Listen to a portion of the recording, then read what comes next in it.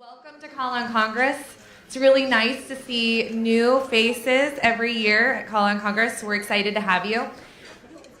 And good morning to those who are on live stream. But just to help you figure out who's in the room, I'm going to do a quick exercise of stand up, sit down.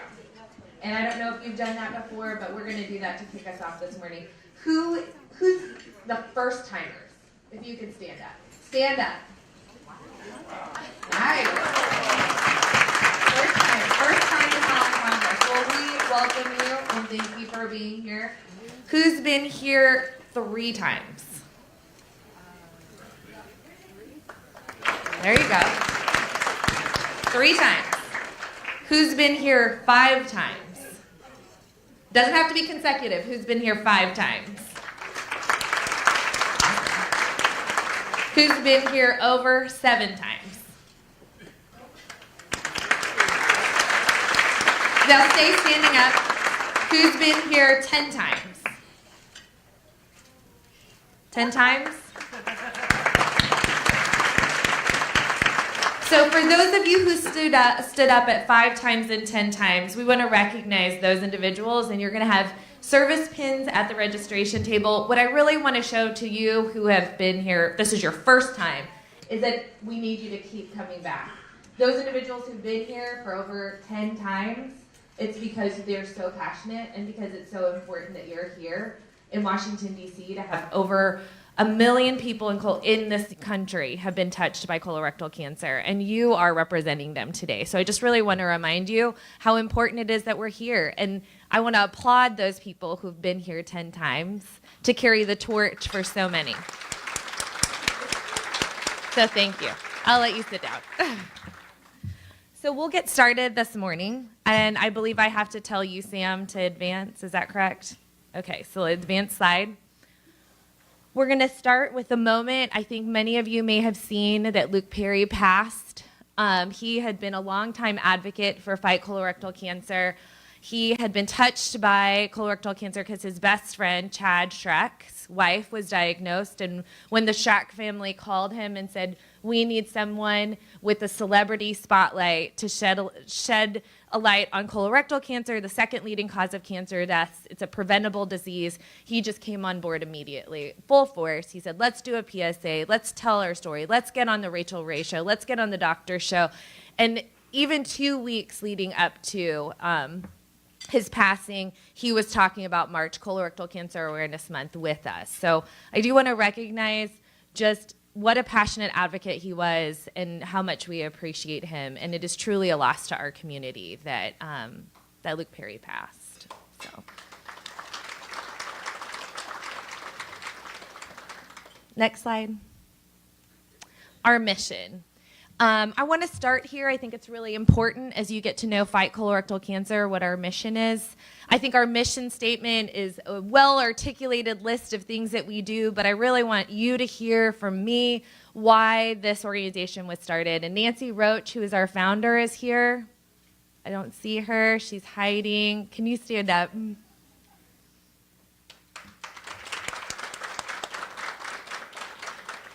So Nancy started Fight Colorectal Cancer nearly 15 years ago, and she started this organization because her mother-in-law was diagnosed with colorectal cancer. And at that time, she felt there was a void in the community with a real focus, an organization that was pulling a community together with a focus on advocacy and research. And so that's why she founded Fight Colorectal Cancer, and we thank her for that because every day, 365 days a year, you have a staff that is focused on research and advocacy specifically for colorectal cancer. And that was the purpose of her starting this organization, and we've continued to honor that purpose. And the way we do that, and I think it's important for you as you go to the Hill, as you get to know us, as you meet our staff members, to know how we approach this. So we have a research program where we train advocates on how to engage with research and how to sit at tables with researchers and have discussions and focused opportunity for them to practice telling their story as it relates to a research study or a protocol review program. And so that's a really important thing for us because it's changing the thought process for researchers. the value of a patient's story and their experience on a clinical trial is just so important. And we're going to hear from Stand Up to Cancer and the work that they're doing, but also recognizing these big organizations like NCI, NIH, Stand Up to Cancer, they're inviting patient advocates to be at the table with researchers. So we have a very specific program around that. We convene researchers from around the country and globally. We're going to talk about that later on in the day, about what we're doing to convene thought leaders around immunotherapy, around early onset colorectal cancer. And that's been a really big part of what Fight Colorectal Cancer does in the area of research.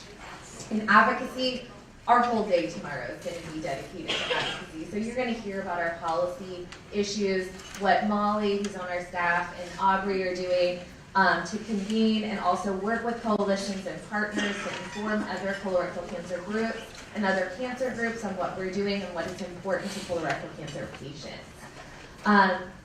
And March Colorectal Cancer Awareness Month is our big push, and we're going to talk about what we've done as well later on in this presentation. But patient education and support, Sharon, who you'll meet here, is our lead on patient education and support.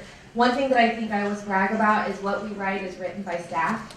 So we don't farm out what we write. Our blogs, our patient support, our education, our staff takes the lead on writing that. And it's a really important piece to us as an organization that we maintain that because it's from a patient voice. We really try to maintain the integrity of the information, making sure it's fair and balanced, that you get the best information you can wherever you're at.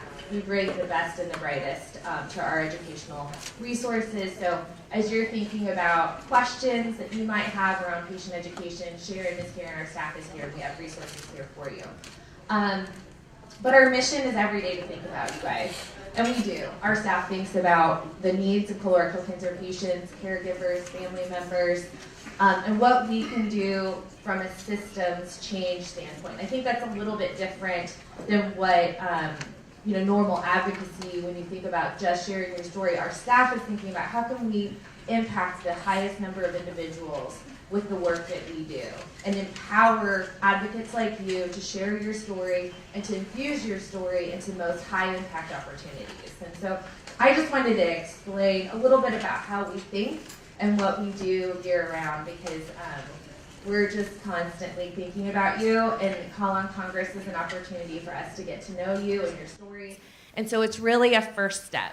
So you think you're coming here and you're going home, but for those of you who've been here, we keep calling, we keep asking you to come back, we ask you to share your story and get engaged throughout the year. So really it does not end here at Call on Congress. Next slide. So March Colorectal Cancer Awareness Month, we're in the midst of that. We have ambassadors that represent Fight Colorectal Cancer. Every year we pick ambassadors so that we can kick off March Colorectal Cancer Awareness. And I would love our ambassadors who are here to stand up.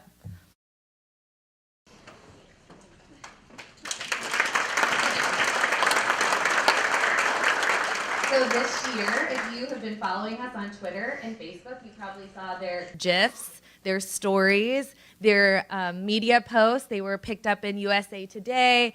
We saw their faces in Times Square. We partnered with the Colon Cancer Coalition to go beyond the proclamation, and we were able to see our ambassadors and advocates around the country light up buildings and bridges in blue. We saw strong arm selfies, and I think that the individuals in this room already know what a strong arm selfie is. Is anyone foreign? Is this a foreign concept to anyone? Everyone knows how to do a strong arm selfie? We've already had over 22,000 strong arm selfies, so we're just in the middle of March. We got a ways to go, but it's been so exciting to see that take off. And to give you a sense of where that came from, is a survivor was on the Hill. Her name was Rose Houseman. And I remember we were talking as an organization and as a group. We were like, you know what? We're sort of wonky. We love policy. We love research. How can we engage people and change the picture of what an advocate looks like with colorectal cancer? And I remember seeing Rose on the White House steps, and she was holding her arm up, and she was like, let's go up and fight. And that's who we are. And I think that's so important. That strong arm selfie is for you. It's for your caregiver. It's for a survivor. It's for someone you love. It's for someone who's passed. It's to remember just how strong this community is. So I want to thank everyone. Every time you post that strong arm selfie, you're sending a really strong message.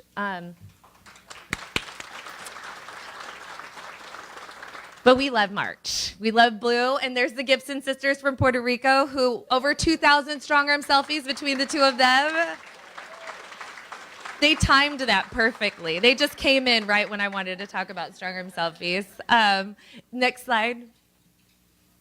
So teeing up for colorectal cancer, we're going to play a short video. Tom Lehman, are you all familiar with Tom Lehman? He's a pro golfer. Anybody play golf?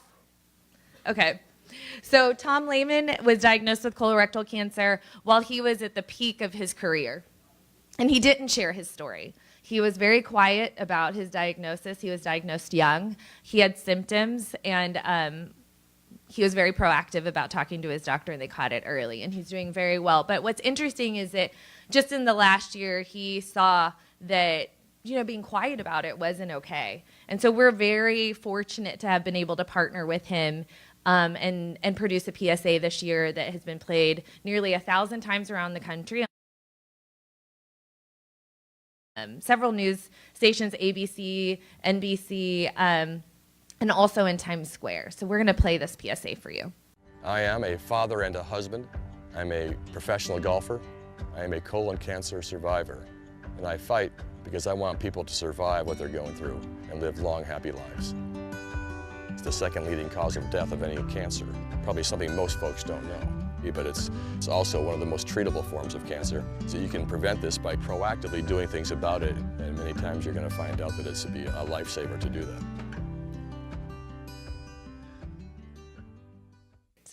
So if you see that on TV, let me know, because we're really excited. That just launched on March 1st, and he continues to wear his Fight Colorectal Cancer hat when he plays golf. So if you watch the Golf Channel, he'll be wearing his hat. Some folks in the room got to be at the Cologuard Classic in Tucson and see him play. But what I love about it is his first time out at a championship event wearing our Fight Colorectal Cancer hat, he won the championship. And I told him it's his lucky hat. So we're so excited to have him as a champion and as a partner to raise awareness around colorectal cancer. So why are you here? I'd already mentioned over 1 million colorectal cancer survivors and caregivers are surviving and thriving in the United States. To honor those that we've lost to this disease and to remind people that we're going to still fight on behalf of everyone we've lost to colorectal cancer, and then to influence positive change. And I want to sit with that for a second because I think that that's something that's so important about Colon Congress. Over the next 2 days, you're going to meet some of the best and brightest in the field. We're going to hear about the state of science today. A lot of the focus will be the state of science. You'll get to hear from experts directly to help you and answer questions about potential treatment questions or what are the trends, what's happening in colorectal cancer. And then tomorrow we'll really focus on public policy. So what are those policy issues that we need to learn about? What are those opportunities that we can impact reducing barriers to screening? And I know that for those of you who've been here a while, we've been fighting for this bill, the Reducing Barriers to Screening bill, for a long time. This is not the first time we've come to the Hill. It's not the last time we'll come to the Hill with this bill. I hope the last time this year. But the fact of the matter is that we have to relentlessly push. We have to turn our stories of pain and struggle into something that is extremely purposeful. And we have to remind them, we have a new Congress, we have over 100 members that have never heard our stories. So in the last 2 years, we've had sort of this fortunate opportunity where, members of Congress are like, oh yeah, the crew in blue is here. We love them. Strong arm selfies, they knew. We walked in the office, they knew. We have 100 offices that have never seen our sea of blue. They don't know our stories. They don't know what a strong arm selfie is. They don't know how colorectal cancer impacts our lives. So as you're sitting here thinking about, what am I going to say? Maybe you're nervous. Maybe you've never been on the Hill. You've never met with an office before. Don't be. You're going to learn a lot over the next 2 days, but you're coming in as experts. No one knows the struggle of hearing those words that you have colorectal cancer or that a loved one has colorectal cancer like you do. And that's all you really need to know. They need to know that it's important to you. They need to know that there's a resource for them to come to. And so if you don't remember all the numbers, if you don't remember all the facts, it's okay. We're here to support you, and you just need to remember your story. But it's a long 2 days. But I just don't want you to go into it thinking that you have to memorize everything that you hear over the next 2 days. We're really here to support you, make sure you feel prepared. You're going to go to the Hill prepared, I promise you that. Next slide. So what is advocacy? I've spoken about it a little bit, and I think that I'm just going to mention a few more things around this, is that when we talk about advocacy, we really talk about systems change. And I'll underscore that again, because the reason why we have to do that is it's not just impacting one life in one situation. What we come up here on the Hill could impact thousands of people. Medicare, for example, is an extremely important issue. Our research advocates are informing policy and protocols for clinical trials. We work closely with the FDA. We look closely with our partners at the NCI. And those are things that are really near and dear to Fight Colorectal Cancer's heart, because we are an army of 10 individuals on our team who you will meet. And we really rely on you in this room to help us make those connections. I think I was talking to Nikki. Where's Nikki? So Nikki, I love this. This is the perfect example of advocacy, is that she comes up to me and she said, well, you know what? Is it your cousin? She goes, I think my cousin works at CMS, right? And so those things are so incredibly important. So think about your networks. When you think about advocacy, think about your networks. Who could influence these policy changes? And definitely let us know, because those are the moments where I'm like, okay, well, let's call your cousin because we really need to get a meeting with her. And I think that's an important factor. In the family here in this picture, I want to take a minute to talk about. Michael Robertson was a former board member. He was also a part of the Obama administration as his senior director of communications. And I remember him, he was a stage 4 colorectal cancer survivor and unfortunately passed of colorectal cancer in October of last year. And up until the day that he passed away, we were texting about what was happening and what was happening on the Hill. And I think, what I learned from him is you're only one person away from making a big change happen.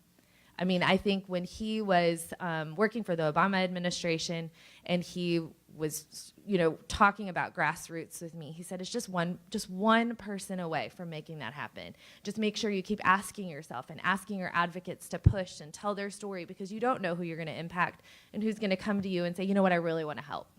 And I got somebody that can help you make that change. So I always think about him and his family, and I know I will be carrying him in my heart over the next 2 days, because I think advocacy was such a important part of what fueled his fight, even up until the day that he passed away. And when he passed, he was so thoughtful about sharing his story and the importance of healthcare coverage, even in the blogs post him passing. So I just really appreciate that sense of duty to country and that we can do better. So next slide. So advocacy starts with you. So in this picture here is Julian Geedy Edwards. For those of you who've been to Call on Congress in the past, Julian was diagnosed very young. She was our grassroots advocacy manager for the last year. Really found an opportunity in a family at Fight Colorectal Cancer. She had a reoccurrence this last year, and so she's not able to be here, not because she's in treatment, but she is on a trip to Dominican Republic to live her very best life. And but I think this picture really embodies the fact that it starts with you. It starts today. It starts with you being here in Washington, D.C., and it's that picture. And really, I think about Julian standing there with that sign. I remember she was later interviewed by CNN because she was at a Bernie Sanders rally. And it was just that sense of real clarity that she was in it for the long haul and that her story was going to be heard. So next slide. So on that note, we are nonpartisan. This organization is not affiliated with any party. And we are here for colorectal cancer, in the fight against colorectal cancer. And I just encourage you to remember that. And this is not going to be a partisan conversation. We're all here just for one cause. And so I just want to remind everybody that this is the one time I'd like everyone just kind of put everything aside and make sure that we stay really focused on what's important to us. So next slide. Thank you to our sponsors. We couldn't be here without you, so thank you to our sponsors. Next slide. And then I couldn't leave the stage without also thanking our staff. So if our staff could come forward.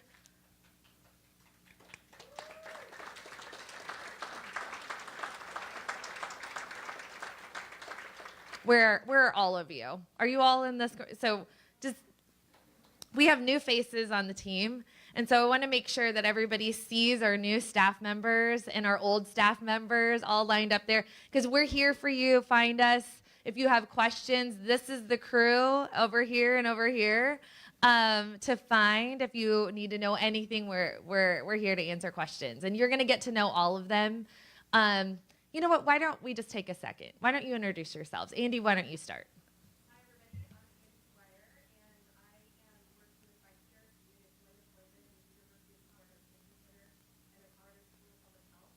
And I work specifically on the patient education and research teams with the lovely Sharon and Reese. I'm Sharon Worrell. Hi, I'm the Senior Manager of Education and Research at Fight CRC, so I also work with Andy and Reese. I'm Anna Cowan. I'm the volunteer coordinator at Fight CRC, and I work in the Springfield office with Angie. But I help lead out our ambassador program and help support awareness events that happen in our community. Hi, everyone. I'm Michelle Baker, Director of Partnership Development here at Fight CRC.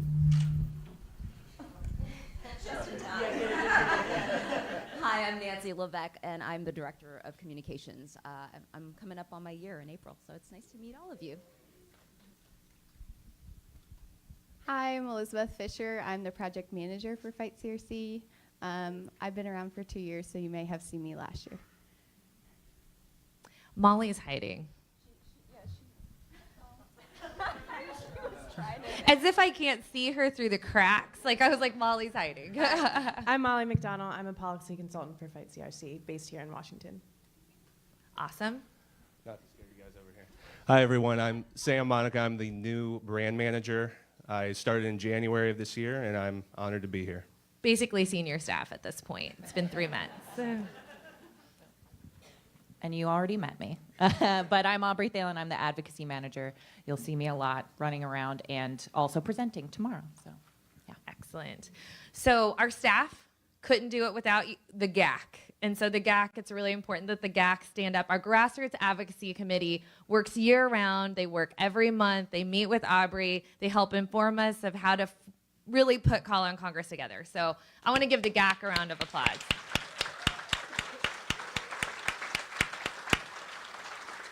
Maria, why don't you introduce yourself?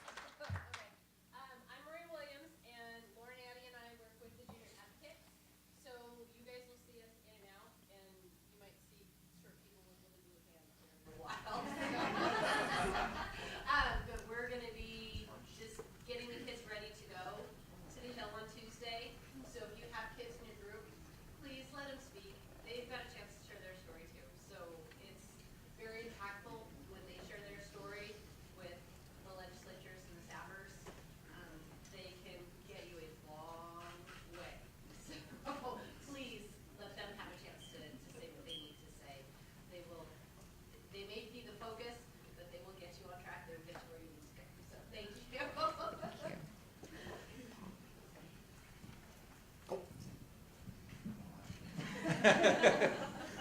Paul Shadle, first year of the GAC and second time out calling Congress. Hi, I'm Walter Hickman. I've been on the GAC for about 4 years. This is my third year coming to call on Congress, and happy to be here. Check. Eric Hausman, I got a few years here. I'm on a GAC. Pass it on. I'm Jessica Cash. This is my first year on the GAC, and we became ambassadors in 2016. I'm Aaron Cash. Jess is my wife. First year on GAC. Same ambassador in 2016 as well. Hi, everybody. I'm Marcia Baker. This is 10 years for me, and I've been on the GAC for about 3 years.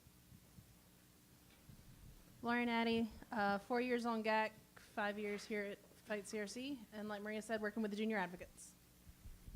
I'm Trish Lannon. Just starting my 4th year on GAC, and this is technically my 10th year coming to Call on Congress. I used to come just for the dinner part because I couldn't get off work, and now I don't give them. Now that I'm an assistant principal, I'm like, see ya. And I'm from Maryland. Excellent. I'm Alex Hernandez. I'm from Texas. This is my third call on Congress, and it's my first year as a GAC member. Excellent. Did we get everyone? Pam? I'm Pam Sago from West Virginia. I don't know how many years I've been on the GAC, but a lot, and this is my 13th call on Congress. So. And we thank the GAC for all that they do. Pam and Maria chair the GAC, and we just couldn't do this without them. So thank you guys so much. Sorry, I was getting my schedule. Hi, everyone. I'm Reese Garcia, the Research Advocacy Manager with Fight CRC. Thank you for being here. Excellent. Next slide. So thank you to our partners. So it was interesting. I got a question last night from someone. They had said, like, do you work with folks? Like, do you partner with individuals? And we do, and it's a lot of what we do. So last year we started a colorectal cancer leadership policy council in partnership with Colon Town and others, and colorectal cancer, colon cancer coalition. Sorry. And we're really trying to figure out how can we help groups that don't have the time to be focused on policy and continue to inform them on what's happening. And so we have a great coalition of partners that we work with. They've been really working side by side with us, and we couldn't be more grateful for having these particular partners work with us. And the reality is the disease, there's enough work to go around, and all of us could work every day, 7 days a week, 365 days a week. So working in partnership is so important, and to raise awareness around colorectal cancer with a united voice is extremely important to us. So we do work very closely with our partners. One thing that I always love about one thing that we do with the Colon Club is that we bring the new on the rise survivors to Call on Congress, to kind of take them from sharing their story on the rise to showing them a different side of sharing your story and advocacy. So I would love the on the rise folks to stand up with the Colon Club.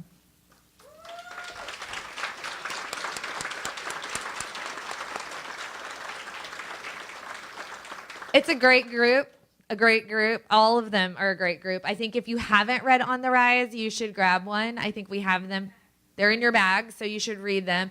What Colon Club does, and I think that's been really exciting, is the focus on early onset and telling the stories of the early onset community. And it's, as you've seen in the news in the last 3 weeks, and very important, and now the media is picking it up, and researchers are very focused on this. And 2 years ago, we met at Call on Congress, and Andy was on this stage with Dennis on, and we said in 2 years we will have a policy response to this. And so you're going to hear about our policy response to the early onset challenges when Andy presents later on this afternoon. But it's been a huge compliment to our organization to have a partner like the Colon Club and others who are bringing attention to early onset. So. Next slide. Oh, this is exciting. So this is important stuff, everybody. We've got a social media lounge. Last year we were in the same room, and here's what I learned is everyone likes to chat in this room, and everyone likes to do selfies, and people are presenting, and it gets a little bit rowdy. So we created a social media lounge right behind the stage, so that you all can take a breather, shake it out a little bit, do a couple selfies. And then we added Linda. Pam recruited Linda from West Virginia to do caricature. So Linda, stand up so they know. So we're so excited to have her here. So we'll have the lounge in the back, and folks can relax and get their pictures done. Next slide. So some housekeeping items. I think I've gone over several of them. Lounge area, everyone, and bathrooms are important to this group, I know. So the bathrooms are around the corner, and we are going to have breakout sessions. One housekeeping bit is breakout sessions are on the 3rd floor. So we'll break, you'll go to the 3rd floor, there'll be signs. GAC members will be around the room to help kind of distribute everyone. One thing that's noted here is it can be an emotional 2 days. And the lounge area, as much as it is about social media and chatting and getting together, it's about taking a break. So when you need to take a break, you need to walk out, take a breather. Maybe it's a little bit too heavy.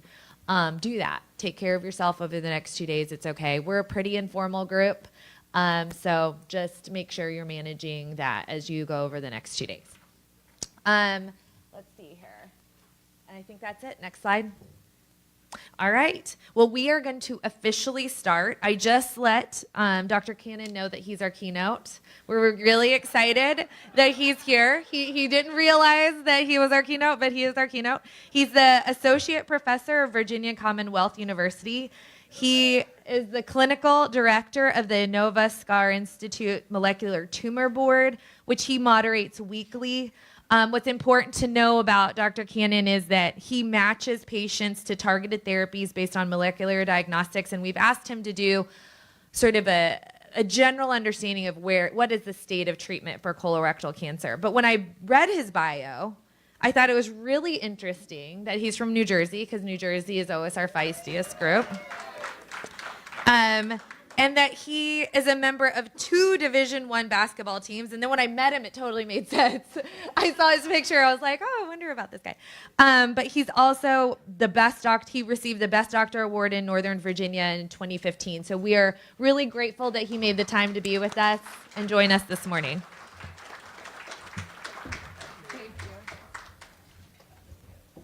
All right, good morning, everybody. I am so honored to be here. Please don't look up my statistics from basketball in college, by the way. You're going to be really disappointed. But March is a tremendous month for me because of both the, because of course, Colorectal Cancer Awareness Month and also March Madness. But I am just tremendously excited about being here. I came in a tie. I'm used to talking to audiences of doctors. Once I sort of saw this wave of blue T-shirts and the poop emojis on the table, I decided I better get rid of that tie and make this a little less formal.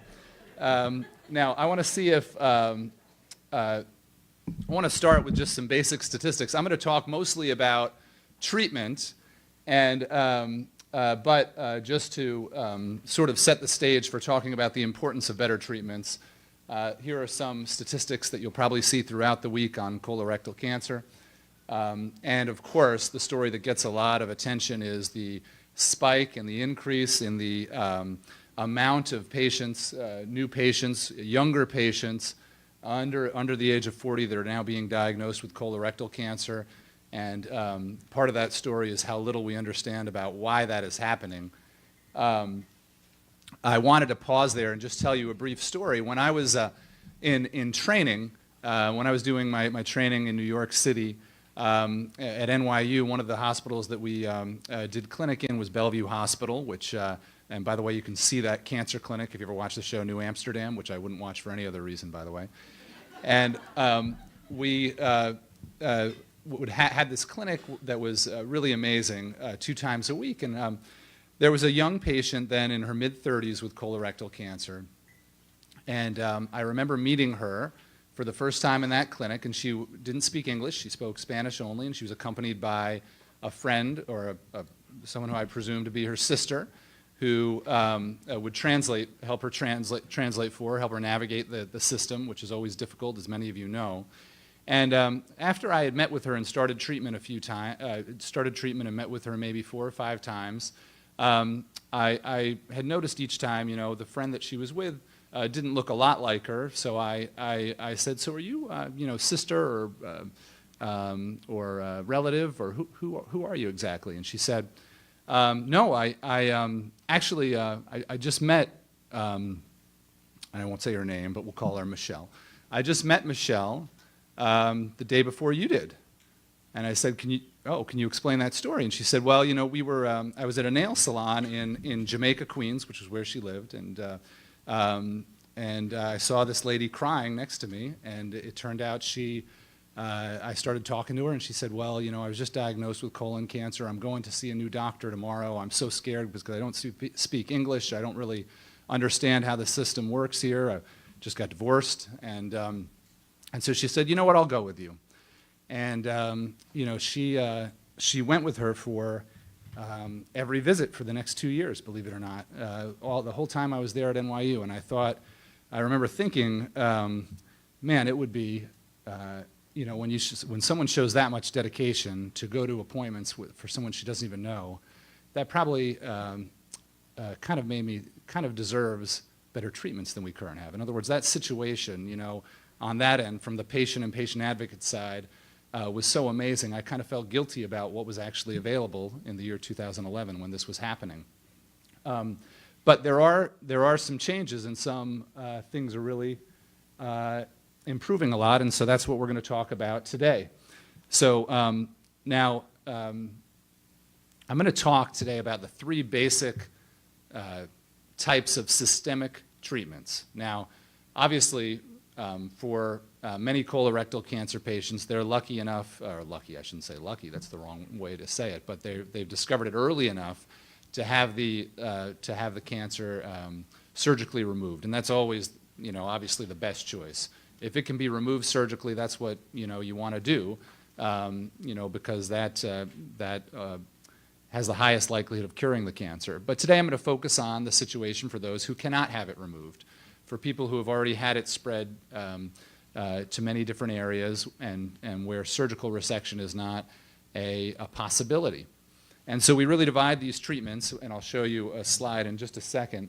Actually, I'll probably work backwards here, but the main types of treatments are chemotherapy, immunotherapy, and targeted therapy. So I'm going to talk about all three of those during this talk. Now, this is an example of someone who had a really great response to chemotherapy. There's a 45-year-old mother of 3 with stage 4 colon cancer. One of my neighbors was actually was a nurse anesthetist that was in the operating room when she had her initial surgery, because she presented with her colon blocked and required an emergency surgery just to get it unblocked. And she commented, wow, there were a lot of spots on that liver. The whole liver, was really involved with the cancer.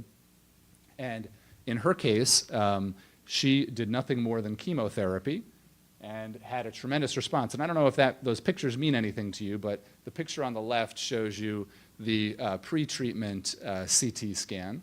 And you can see all those sort of darkish areas on the liver represent the tumor. And then on the right, you don't really see those anymore, except for maybe a few faint spots there at the bottom of the screen on the left side. That organ on the left, it's kind of hard. This is as if we're cutting someone horizontally and looking over the top of them.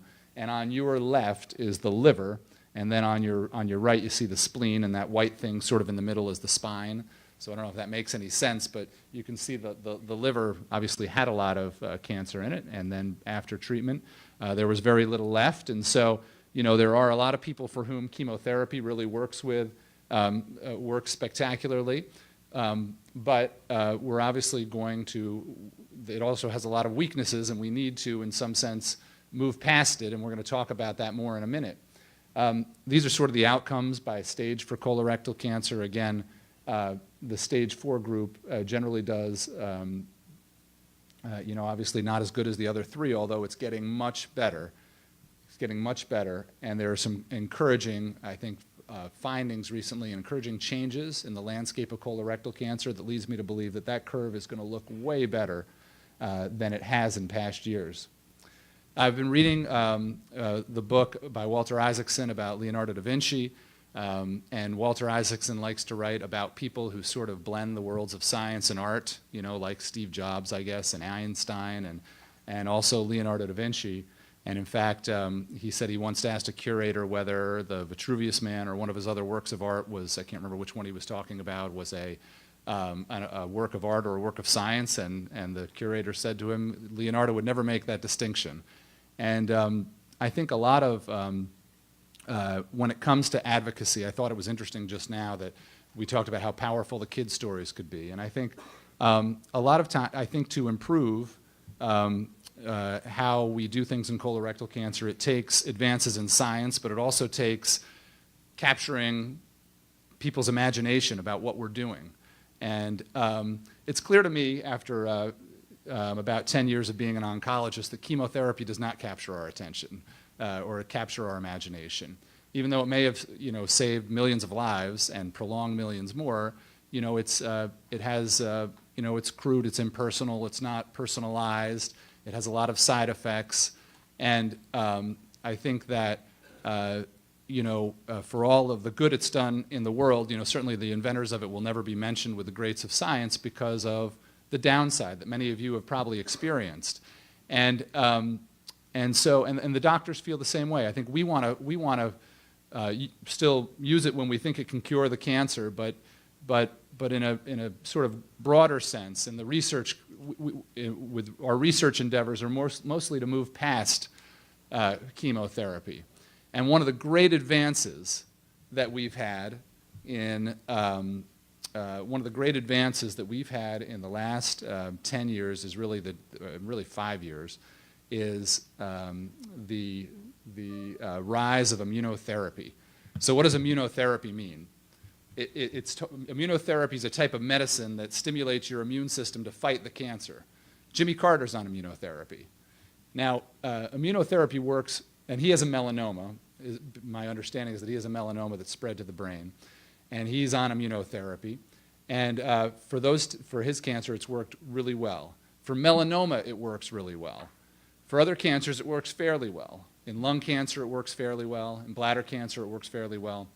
In colon cancer, the available immunotherapies don't work as well, with the exception of one group, and that is people who have Lynch syndrome, which causes mismatched repair, which means that if someone's born with Lynch syndrome or has mismatched repair, they are unable to correct mismatches. I don't know if you remember from high school biology how you have base pairs that are paired together and make your strands of DNA, which make up your chromosomes. And so when there's an accidental mistake in which base pairs are paired together, people with mismatch repair defects can't fix them appropriately, and they end up making all these kind of strange proteins that your body recognizes as non-self.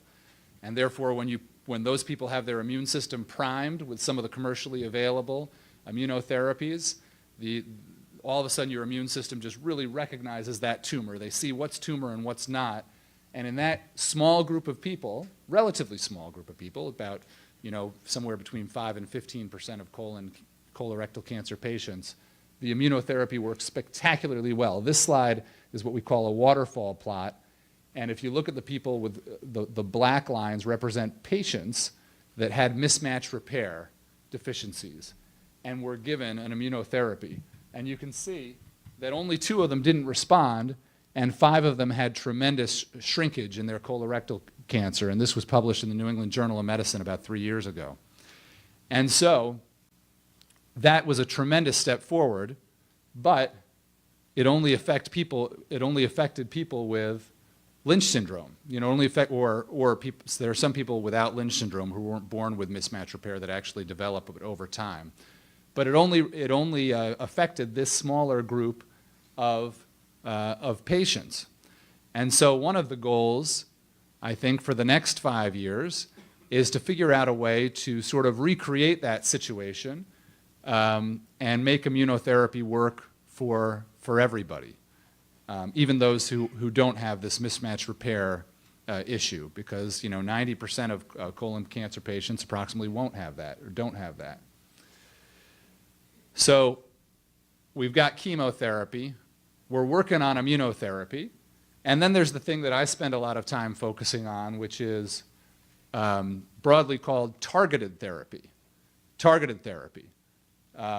So let me explain what that means for a second. Now, targeted therapy has a lot of different names. You've probably heard the term precision therapy, personalized therapy, targeted therapy. They all they have kind of they're used sort of with broad definitions, but they kind of mean the same thing. They really mean that we're going to take some aspect of the cancer that's not in your normal cells and target that with our treatment. So in other words, like let's say that a tumor has has a mutation in a gene called BRAF, and it's not on the rest of your normal cells. We want to give a medicine that's going to inhibit that genetic mutation, and if we do that, it will only affect the cancer cells, but not your normal cells, right? Which is more than we can say about chemotherapy, as you know. And so that we call that targeted therapy. And I treat pancreatic cancer also. And we had a lady 2 years ago that had this rare BRAF fusion on her widely metastatic pancreatic cancer, and we gave her a pill, and she's been in remission since then. And she was on CBS, on a CBS kind of special / infomercial. And of course, everybody that saw that said, "Well, why can't you do that for me?" And my hope is that I think right now we're limited by our understanding of genetics. We're limited by the number of medicines there are for genetic mutations. But my hope is that we will be able to do that, in the next 5 or 10 years. And I think your advocacy will help us get there much faster. The idea, again, behind precision medicine is that we don't care. We're going to look at your DNA, the DNA of the tumor, and see what mutation you have in it. And let's say you have a BRAF fusion. A molecular tumor board, like I moderate every week for the ANOVA system, will look at you and say, all right, this patient has a BRAF fusion. We don't care if it's pancreas, colon, breast, melanoma. We're going to give the BRAF inhibitor to it. And that's a totally different way of thinking about medicine or thinking about cancer treatment than what I sort of was trained on, right? We used to say, if you have colon cancer, you get FOLFOX, FOLFIRI, and then regorafenib, right? And you guys are probably familiar with some of those names, or at least some of you are. Those are chemotherapy combinations, one's sort of a semi-targeted pill. But now we're trying to look at this differently. We're trying to say, all right, this person has a cancer that has a BRAF mutation. And we're going to give this treatment just like we would if they had melanoma or pancreatic cancer. And most of these types of targeted treatments are in the experimental realm, but still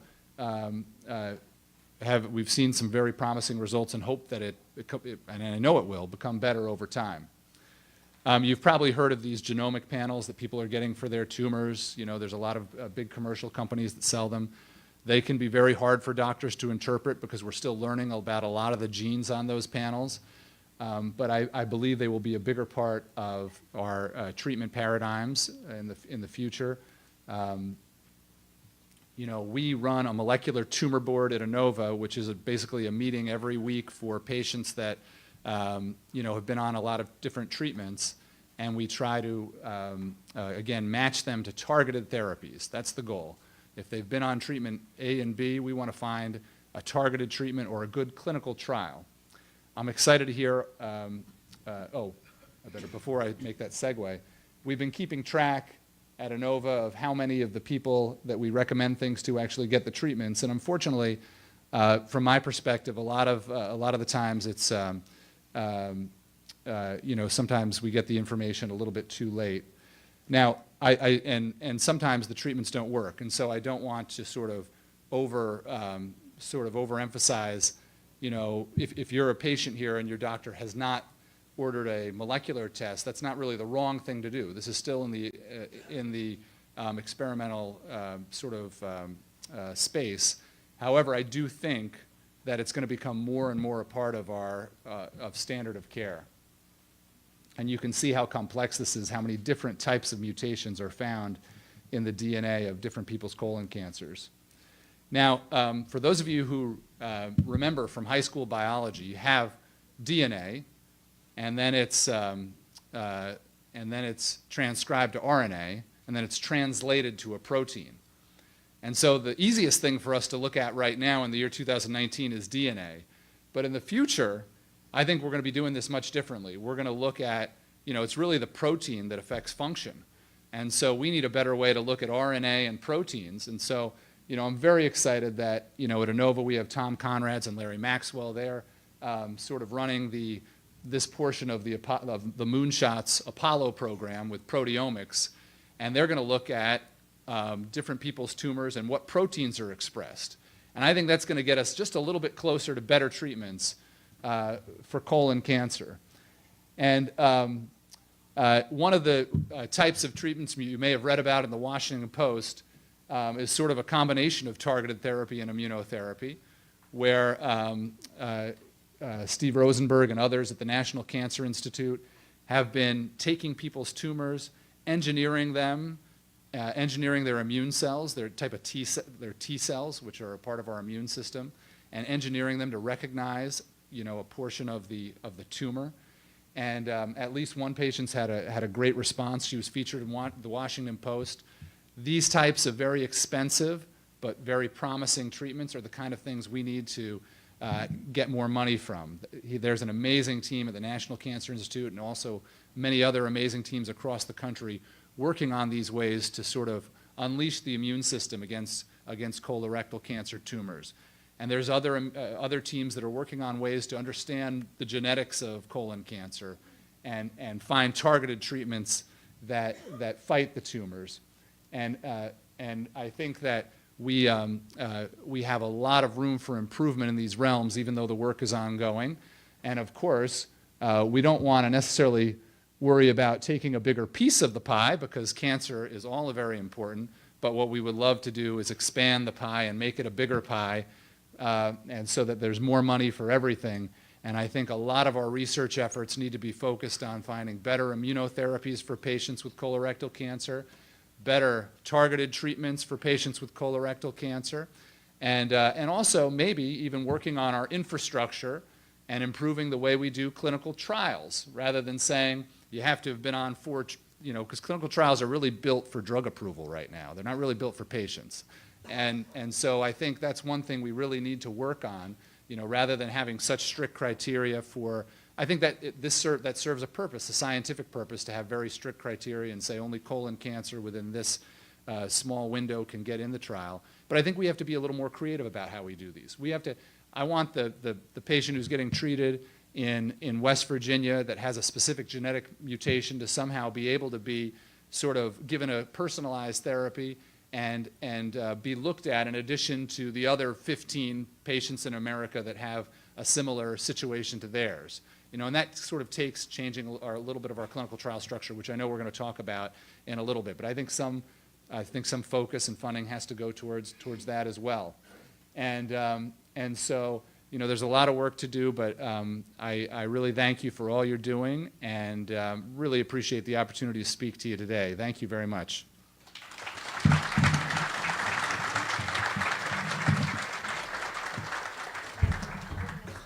going to stay for a few minutes to have Q&A.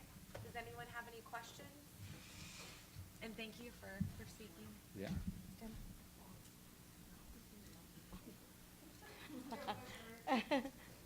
Good morning. I didn't see there you talked about sarcoma. I need to know just a little more information about the sarcoma. Let's see, you said I spoke about sarcoma? No, you did not. Oh, I say did it. not. Right. Okay. Can you tell me a little more about that? About sarcoma, okay. Yes. Well, yeah, I didn't think to talk about it, obviously, since this is for colorectal awareness, but sarcomas, also have are very common cancers. They're cancers that arise from connective tissue, like muscle and bone, and they are, unlike colorectal cancer, there's not a lot of chemotherapy that works well for them. And so in our molecular tumor, we're fascinated with sarcomas and trying to figure out new ways to treat the genetic changes that cause sarcomas. And I think that's also another, sort of area of cancer research that requires a lot more funding. So. Hi. I know the two biggest barriers to creating new targeted therapies are finding new targets and also creating drugs that don't have intense side effects or target areas that aren't cancerous. What would you say is the biggest challenge in the near future of the two? Yeah, that's a great question. I think, boy, which one's bigger? So you outlined it very well. Number one, a lot of times we know what mutation is making the cancer happen, but we just don't have a pill that works well enough for that mutation. And that is a major problem.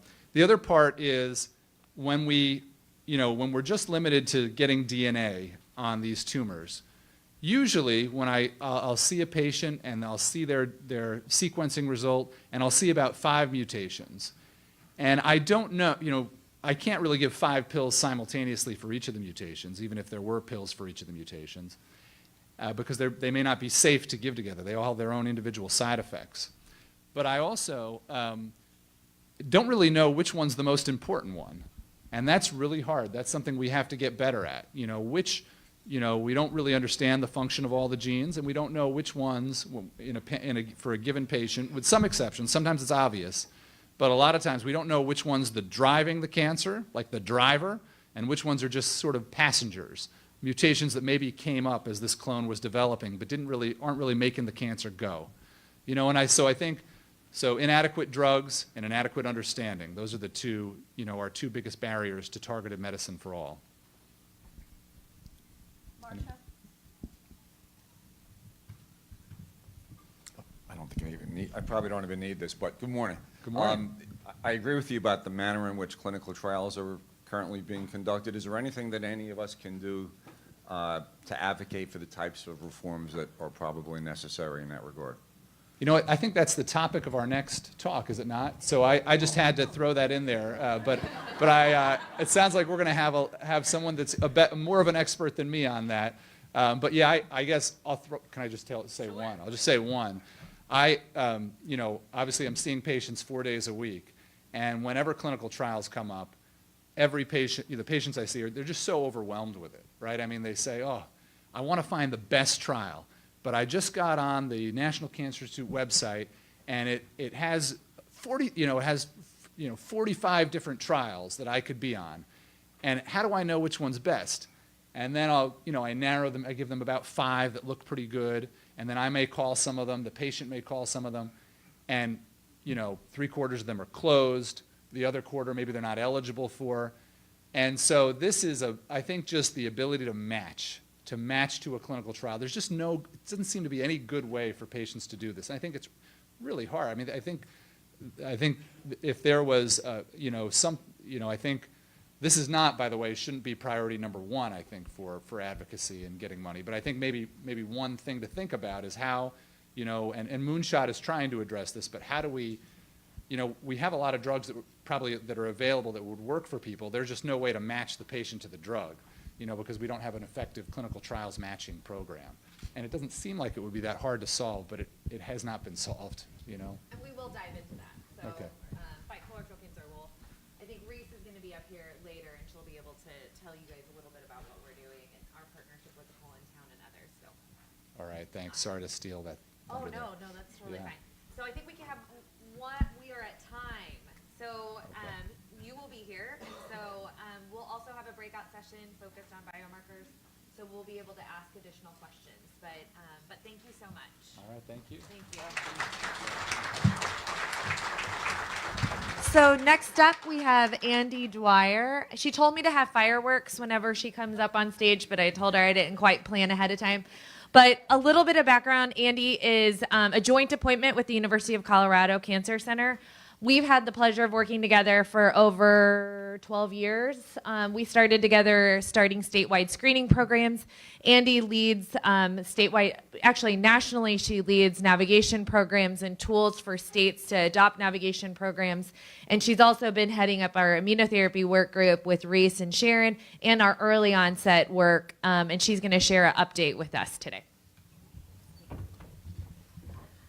Okay, great. So everyone, I was a late breaking edition, hence the fireworks. It didn't happen today. But what I am hoping is that the information I'm going to share will bring the fireworks and the sort of enthusiasm that I think we've been all hoping and waiting for.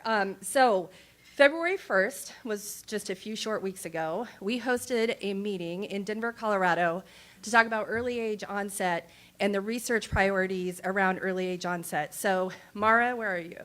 Mara and several others were in the room. What Angie mentioned a couple years ago, where we really had talked about, there was a lot of debate about the screening guidelines. There was a lot of debate about early age onset and the passion and where we were going. It got very emotional.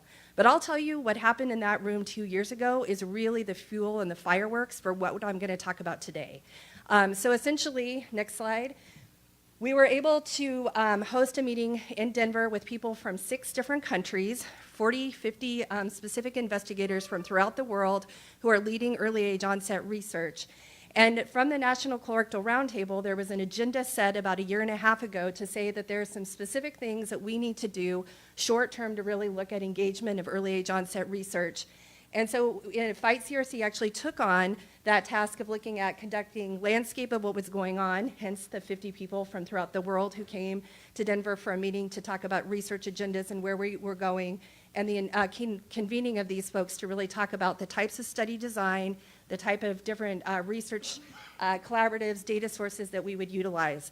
Let me just tell you, to host a meeting, to really talk at this level with those sort of people for 6 to 7 hours dedicated was hard work. We had a professional facilitator, we had scientists, we had people, we'd spent about 2-3 months ahead of time really digging in. It was fantastic. It wasn't a conference. There were, next slide, there were different didactic presentations just to frame the day, but the rest of the day really was actually dedicated to a workshop. So people were sitting in tables just like you from different multidisciplinary standpoints. There were epidemiologists, there were oncologists, there were biostatisticians, there were people who worked in microbiome. Dr. Sears is here today, who helped inform the work.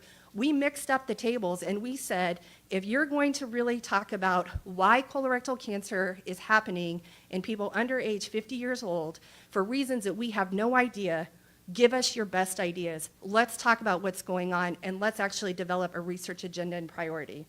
So this is a hodgepodge of the folks who were in the room from throughout the 5-6 different countries.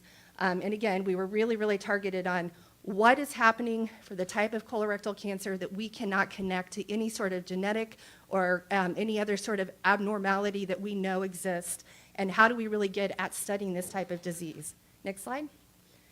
So really what essentially happened, there's those work groups, there's all of the fantastic Post-it notes, and then we asked people to, number one, prioritize the risk and the factors and the combinations that they thought might be leading to the disease. So what are those big risk factors?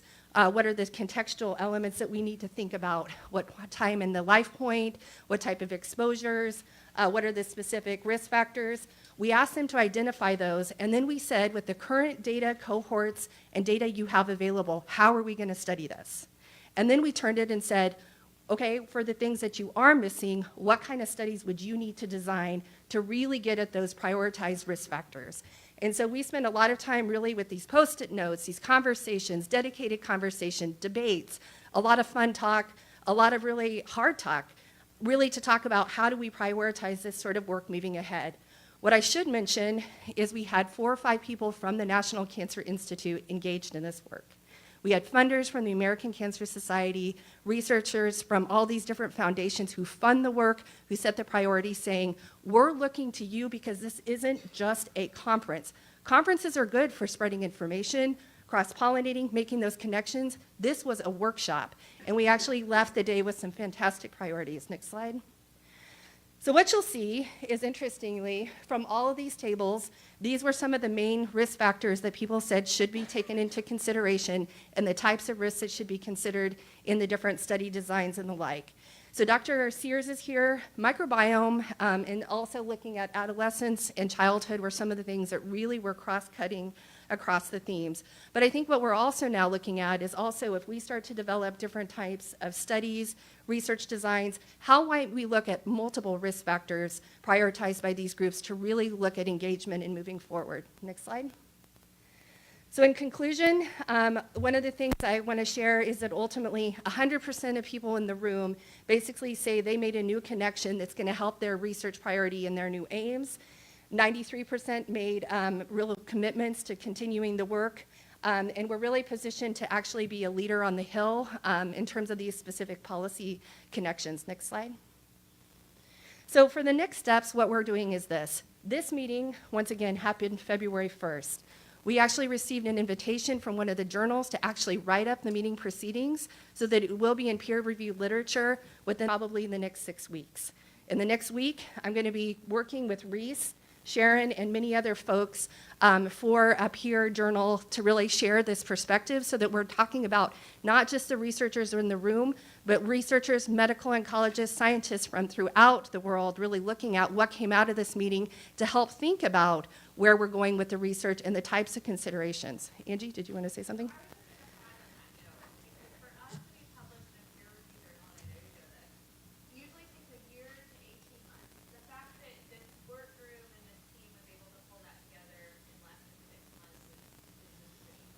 Mm-hmm. If you haven't been a part of that sort of publishing process, it's not a normal process. Exactly. So we're very excited that the Journal of Gastroenterology has actually opened up this opportunity. We're working with now the NCI specifically in a couple different areas. We're actually right now looking at policy initiatives. So for those sort of data sets that actually already in existence, we're actually asking how can we actually inform with the type of data elements and collect more data from those specific things that exist. So the tumor registry, when all of you have tumors that are biopsied, those sort of data collection points are reportable. We're asking how do we collect a few more things that would make it easier to do common types of research? How do we have different shared opportunities across consortiums? Even outside of cancer, there are different types of study groups for early age disease, looking at young people, looking at people within schools, and we're saying, hey, why don't we look beyond cancer and look into all these other things that NIH and NCI are doing and actually using those sort of study approaches and those cohorts or those types of groups to look at the type of research we need to do and better cross-pollinate. And we are going to also then be looking at specifically working with the NCI and others to look at funding a new type of trial for the type of data and the sort of scientific questions that we can't already match to existing data that are already in the published field, but we really need to look at moving forward in a dedicated and a communicated way. So I would just say that, again, this meeting was just a couple of weeks ago. As Angie mentioned, getting these results in a journal that fast is actually very, it's somewhat unheard of in certain ways, but we actually have all those 40 or 50 people who are working with us who are really pushing the momentum, and NCI saying, we're really looking for these sort of meetings to help us set that agenda. I want to go back to that 2 years ago. Being on the stage to try to talk to folks about the screening guidelines and the reason it was hard, but it was also 2 or 3 of us who sat here who actually helped move that momentum because I said I could never come into a room like this again and say we weren't doing something. So we are doing a lot. We're really excited about where we're going. We will be actually sharing more of this information about what came out of this work, where we're going, the results in future webinars. I'm guessing this time next year we'll have some updates and really some key policy initiatives with NCI, ACS about what's really continuing to drive this work. But I will tell you, we're already meeting again in May at the one of the major conferences at the request of people who were in that room in Denver to say, let's continue this work and let's do it quickly because we need to make some big initiatives and we have the ear of the right people. That happened because of all of you guys. So I just want to share again, I was a late-breaking addition. If you want to do the fireworks with your hands right now, I'd appreciate that.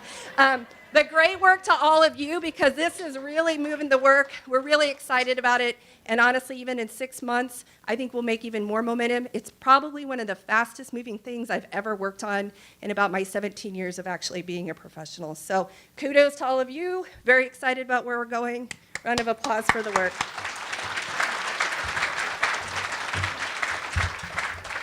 And now Reese is going to join us for our next presenter.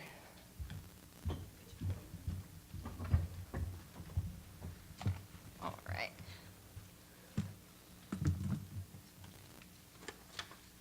Good morning, everyone. I am Reese Garcia, the Research Advocacy Manager for Fight Colorectal Cancer. I'm excited to introduce our next speaker who is doing wonderful work in the realm of clinical trials. We're very excited to have him here today. As many of you know, Fight CRC is very dedicated to decreasing clinical trial enrollment barriers and increasing patient education around clinical trials. As a quick pulse check, how many of you have heard about or have utilized the Fight CRC late stage clinical trial finder by chance? Okay, well, we'll work on that. It's a great tool that decreases barriers to help patients with a certain subtype of colorectal cancer find clinical trials that are most relevant and pertinent to their biomarkers, which we heard about earlier today. We also do a lot in the patient education realm around clinical trials. So we're very excited to have our next speaker join us about discuss clinical trials and his work. So with that being said, I would like to introduce Frederick Johnson, the Advocacy and Strategic Collaboration Specialist with Stand Up to Cancer. Frederick represents Stand Up to Cancer's patient advocacy to external audiences and builds relationships with key advocacy and professional groups with the express purpose of fostering and furthering collaboration. Frederick joined Stand Up to Cancer in the fall of 2009. So please help me welcome Frederick Johnson.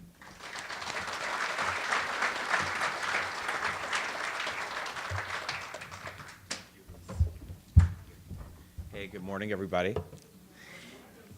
Reese, thank you so much. And I want to say thank you to Angie as well. Thank you, thank you, thank you. I'm honored and inspired to be here. I want to thank everybody for a wonderful time that was at the welcome reception last night as well. Thank you for the laughter, the great fellowship. Some of you sharing your stories with me, letting me share my story with you. So it's wonderful to be here. And I want to thank Angie's team as well. Aubrey, thank you for letting me harass you with all those emails and all of all that bothering. Thank you for just, being so dutiful and helping me get here. And Roxanne and Cheryl, Sharon and Nancy and the entire team. So, Angie invited me to come down today to talk about our Stand Up to Cancer clinical trials PSA campaign, which we launched in February of 2018. And Fight Colorectal Cancer was one of the first organizations that we contacted that was very supportive in this campaign. We contacted a number of advocacy organizations to help us get the word out about this awareness and education campaign around clinical trials. So when I called Angie somewhere in February 2018, it was like the timing couldn't have been, she was busy. She was getting ready for March. It was crazy. And I called her, I said, we're doing this thing, will you help us with this thing? And she was so helpful in helping us get the word out with this campaign. So thank you, Angie. So we're gonna talk about the campaign, talk about some of the things. We'll actually go to I think I have the clicker here, bear with me, you guys. Okay, there we go. So we're gonna talk about Stand Up to Cancer. For those of you who aren't familiar with our organization, I'm going to give you a little background about Stand Up to Cancer before we talk about the campaign. Then we're going to talk about the clinical trials campaign and then a new initiative that we're doing now in health equity. So first off, there are our co-founders of Stand Up to Cancer as well as our president and CEO. So Stand Up to Cancer, we just hit 10 years last year. So we're calling it 10 years of impact. We were founded in 2008 by a number of women, 8 women that are leaders in the entertainment industry and leaders in media.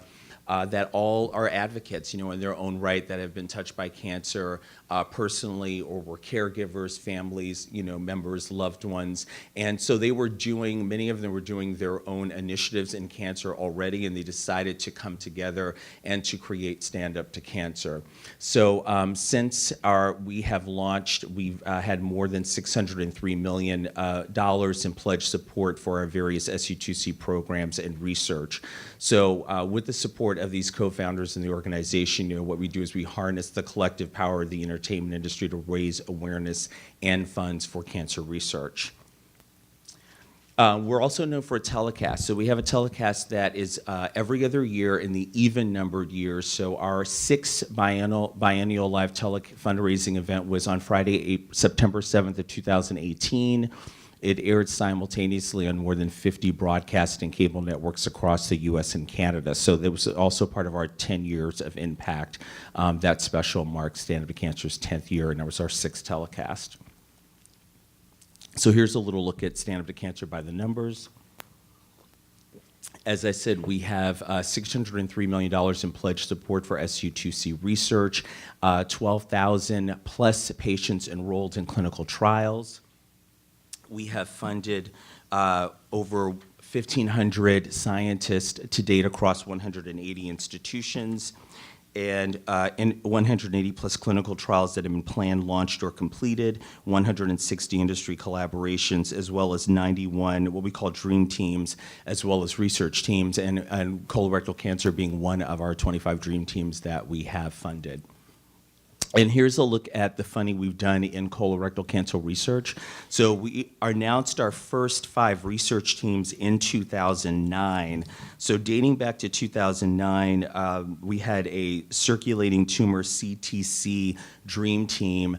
So all the way back to 2009, we've been doing work in colorectal cancer research all the way up until now that we have in selection a research program in colorectal cancer. And of course, our colorectal cancer dream team, which is led by Dr. Luis A. Diaz out of Memorial Sloan Kettering Cancer Center. The co-leaders of that team are Drs. Louis Cantley of Weill Cornell, Dr. Charles Fuchs of Yale University, and Dr. Zheng Wang of Case Western Reserve University. All of our dream teams, it's mandatory that they're patient advocates that are part of these research teams. So you guys know well 2 of the patient advocates on this colorectal cancer dream team. That's your founder and chairman, Nancy Roach, as well as your president, Angie Davis. Other patient advocates on that team include Joanna Fuchs, Ivalise Page, Martha Raymond, Vanessa Whiting, and Kathleen Winnie. So we're also known for our public service announcements. So we leverage our relationships in the entertainment industry to create unique opportunities to reach and activate the public through various, digital campaigns and digital contact and commercial co-venture opportunities.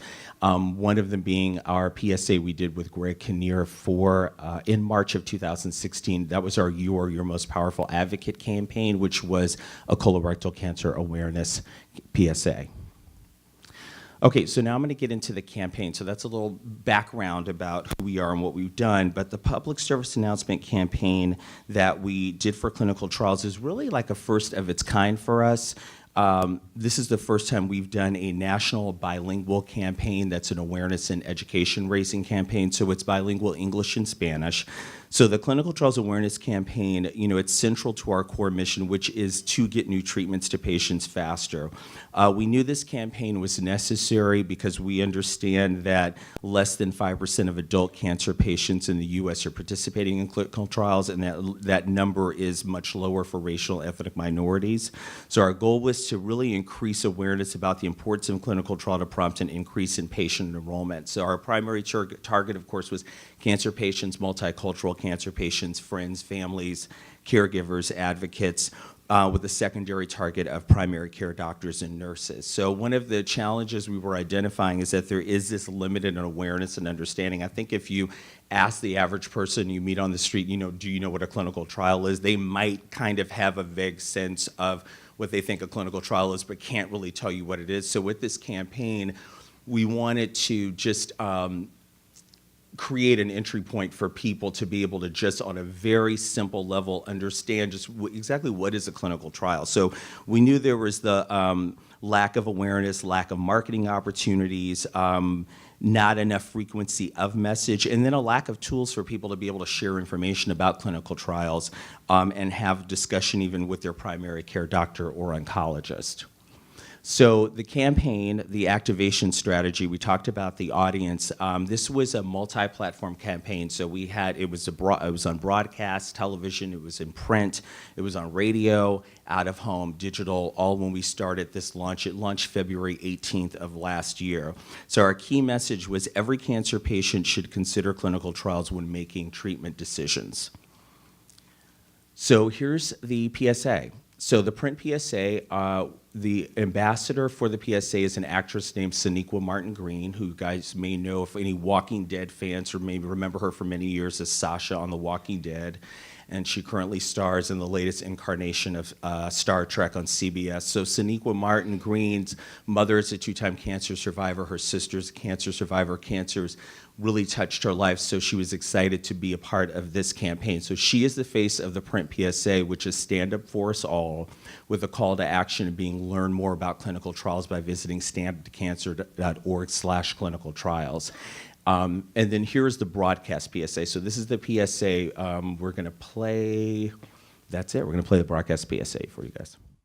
Clinical trials allow researchers to introduce new hope by providing participants access to cutting-edge and potentially life-saving treatments. Speak with your doctor and visit standuptocancer.org/clinical trials to learn more. Together, we can stand up for all of us. That was the short version of the broadcast PSA. So the elements of the campaign for print was the PSA with Sonequa Martin Green. For television was the broadcast PSA, which is featuring a voiceover of her voice. And then the digital aspects of it is a website that we created. So standuptocancer.org/clinical trials is the dedicated website. We have a clinical trial finder there that is powered by Emerging Med. And on the website, we have these educational videos. I'm going to show you guys one of those as well in just a moment. So the video, again, the website, we wanted to just have this this accessible place that people could go to learn about clinical trials, all throughout the website, there are these educational animated videos on a number of different subject matters, because we realize people, like, they don't know what chemotherapy is. They don't know what informed consent is. They don't know. So we wanted to just create things that would be easy for people to understand, they could easily access, and they could be shareable. So you could post them online. You could, they're on YouTube. You could email them to someone. So we wanted to make sure for any patients or caregivers or loved ones that were even looking on behalf of a family member that may have a recent diagnosis, they could easily access this information. So I'm going to show you guys one of the videos. This is the What is a Clinical Trial video. Laboratory research can help advance our knowledge of cancer, leading to innovative and potentially life-saving treatments. But the only way to know whether a promising new treatment is safe, effective, and better than what's already available is to test it in people with cancer. Cancer clinical trials allow researchers to study new treatments in volunteer patients. Unlike some other clinical trials, in cancer trials, everyone receives care. Placebos are rarely used. If you don't receive the experimental treatment, you're given the standard of care, or best available treatment for your cancer. All participants are treated according to a protocol, a detailed plan laid out by the researchers. This allows the researchers to figure out how to best use a new treatment, establish a recommended dose, and get a sense of how patients are likely to respond. Safety is paramount. The protocol is thoroughly reviewed by an institutional review board. Their job is to protect the rights and welfare of participants and minimize risks. Participating in a trial is voluntary. You're free to withdraw at any time. People with cancer who participate in clinical trials offer the hope of promising new therapies to future cancer patients, while helping expand the frontiers of scientific research. If you're interested in participating, take the first step. Talk with your doctor. Learn more at standuptocancer.org/clinical trials. You and your doctor are a team in your care. This video is for informational purposes only and is not intended to be a substitute for medical advice. Talk with your doctor to decide the right course of treatment for you. So that's the What is a Clinical Trial video. So here's the website.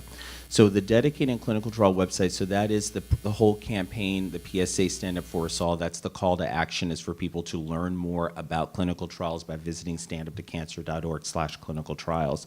So when they go through, and it's hard, and you guys, the banner's blocking me. Can I take this off real quick? Is that possible? Okay, because I got to be able to see. There we go. Okay. So, because my friend's going to scroll down for us, and I don't have my glasses on. Okay, hang on here.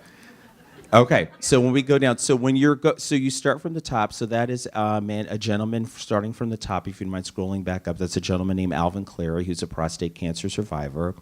And so you come to the website, Stand Up For Us All. We're not going to click on this now, but immediately you can go to Find a Trial, and this is our attempt at, Dr. Cannon was talking about this, so this is kind of our attempt to making finding or learning more about a clinical trial a simple process in something that's very complicated. So, but here you have a clinical trial matching service where actually you can either go in and input information, like Dr. Cannon was mentioning, someone discovering that there are X amount of trials that they think they might be eligible for, or we have a bilingual English or Spanish-speaking navigator that you can just call directly that will help you through that process.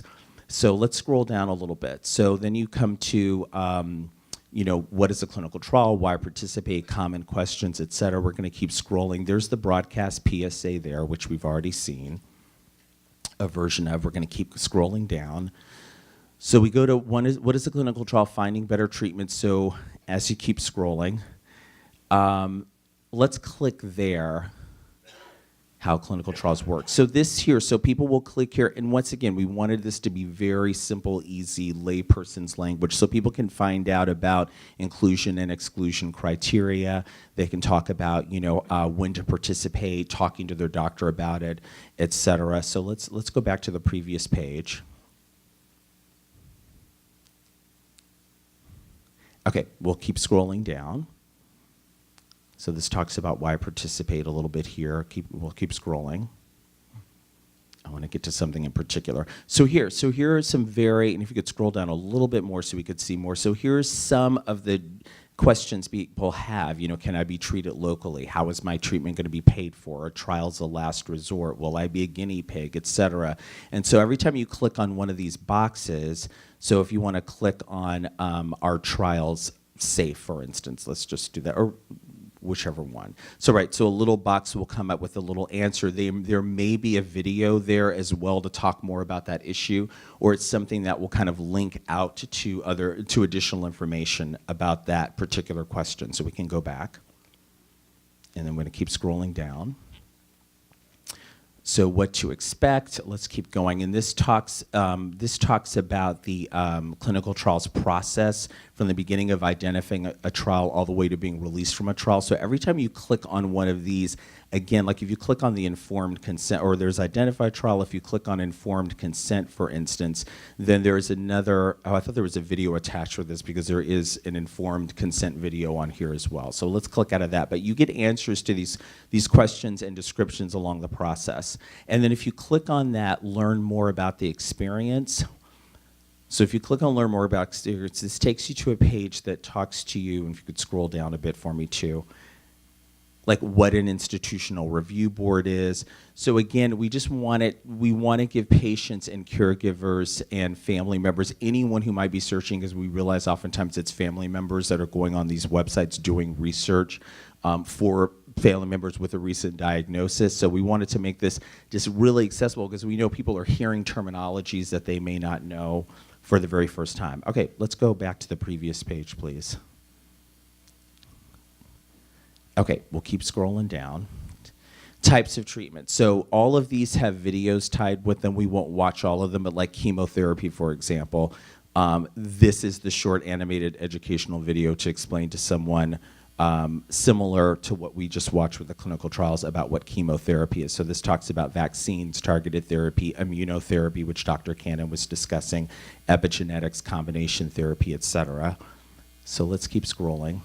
And then we come to a resources section. So here in the resources section, and they just gave me the notice, I know I'm running out of time, so I can't show you guys everything, but on the resources session, I know there are questions to ask that you can download.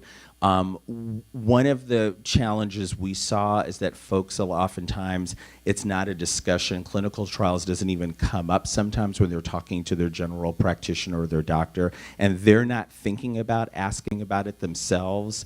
And so we have downloadable questions here that someone can take to the doctor, or at least it helps to get that conversation started.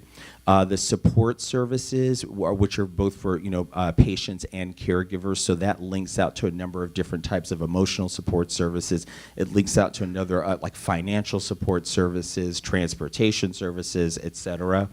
And then terms you might hear when you click on that, this is just kind of a glossary we put together because people, they don't know what a biomarker is.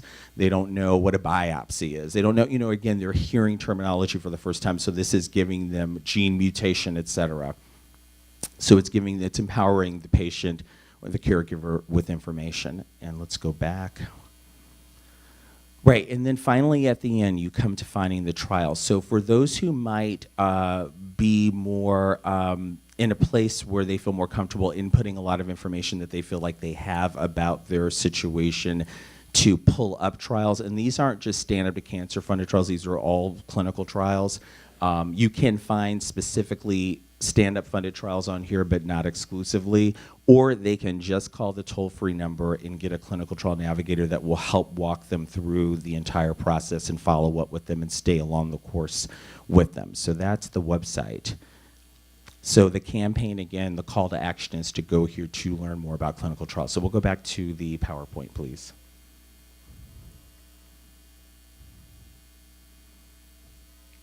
Okay. Let me go back there, you guys.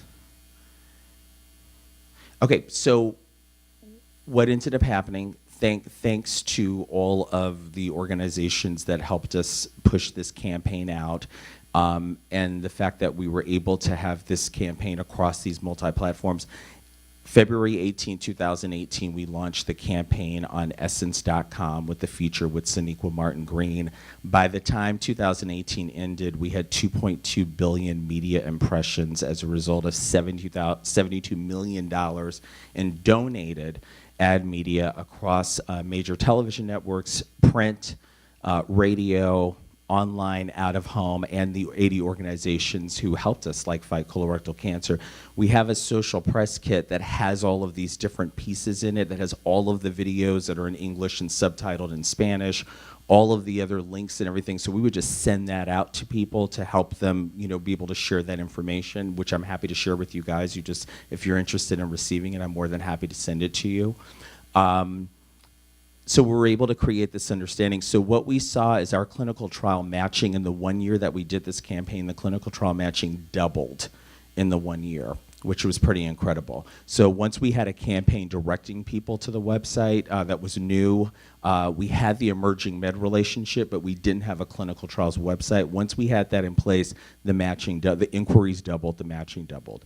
So we were seeing that we were getting traction on the website. I've got to speed up. Educating patients and caregivers with a focus on health disparities. So as I said, we engaged more than 80 advocacy organizations that helped us. We have a scientific summit in January of each year. So January 2018, we had our summit. We had an advocates lunch that we basically shared this with the patient advocates that are on our research team, so they had a weigh-in and a buy-in in this process of creating this campaign and the website. We aligned with different minority leadership organizations like Latinas Contra Cancer and the National Minority Quality Forum. We developed, based on this website, we developed a bilingual English and Spanish bingo card with Latina Contra Cancer and different lay health providers, promotoras that work for them.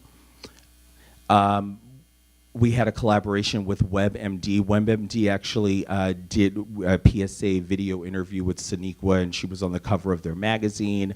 We did an FDA partnership. We actually developed in collaboration with the FDA the designed animated educational videos that you guys watch. We did that in collaboration with the FDA. Our president and CEO also co-authored an op-ed piece with the then Director of Professional Affairs at the FDA, which also shared about this clinical trials PSA.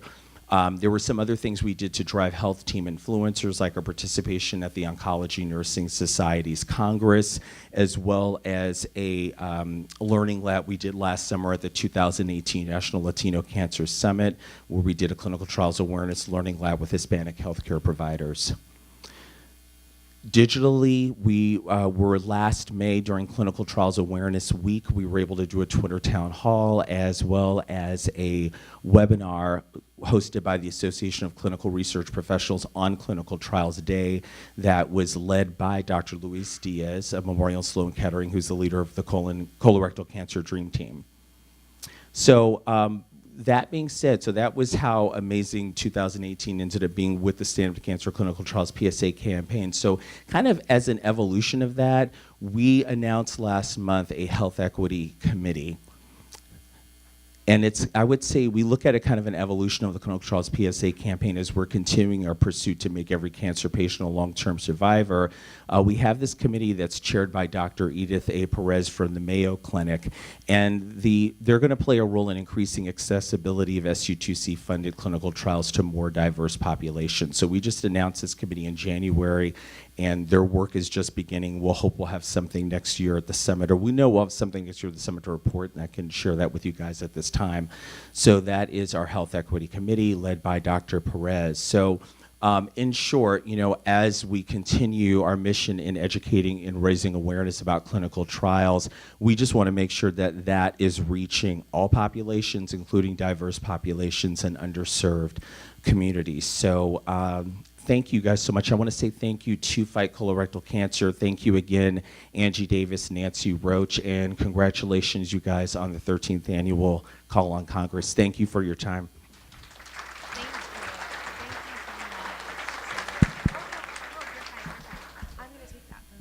I just want to underscore what he presented. It's so beautiful. Sometimes it looks easy. And Stand Up to Cancer has invested an incredible amount of resource around educating patients around clinical trials because they know that that's the first step in us really making progress in research is getting patients to the table. And I love the fact that they are so focused on health equity and that no one is sort of left off the table as it relates to being able to reach them. So I just want to commend the work that you all are doing, and your investment in colorectal cancer has been really appreciated. Thank you. Thank you. So I'm going to bring Sharon up to introduce our next speaker, but before she does that, I just wanted to do a little mini plug. Sorry, and I have no slides because I'm not supposed to do this because I'm pretty sure we're off time. But to give a little bit of background, we've talked a little bit about the MSS clinical trial finder that's curated by Fight Colorectal Cancer. Maya Walker is probably watching right now on live stream from Argentina, who's been an integral role in this, but it was founded and it was the dream of Dr. Tom Mercillier. He was a colorectal cancer survivor and also a researcher and an active colon towner. Whereas there's Erica, and we have a great partnership with Colon Town and being able to host a discussion around clinical trials, specifically around MSS clinical trials. And so our relationship with Tom had been, I have this big dream, I have an Excel spreadsheet with all these clinical trials that I'm sending out to individuals, but I am one man and I can't keep doing this, and we got to figure out a way to scale this. And so we had an opportunity to partner with Flatiron, which is a very large technology group. And Tom sat down with a group of technologists, and they downloaded his process, and we created a clinical trial finder in 3 days. What I really want to just kind of share is it's a real compliment to the work that Stand Up is doing, the NIH is doing, and others are doing, Emerging Meds program. Because this is a little bit different. It's very focused on colorectal cancer patients. It's curated by patients. So we have 2 levels of curators. We have a stage 1 curator and a stage 2 curator. We do have a medical advisory board. Reese, who was up here earlier, leads and cultivates our curator group. Every day, every week, they're talking about clinical trials and they're inputting information in our clinical trials finder. What it does is it downloads all the clinical trials from NIH every single day at 6 p.m. And then curators work through those trials so that when you get a list of MSS trials from our clinical trial finder, you get a smaller list so it's not so overwhelming. And it really was the dream of Tom to be able to have a clinical trial finder. To my knowledge right now, it's the only one that's curated by patients and run by patients.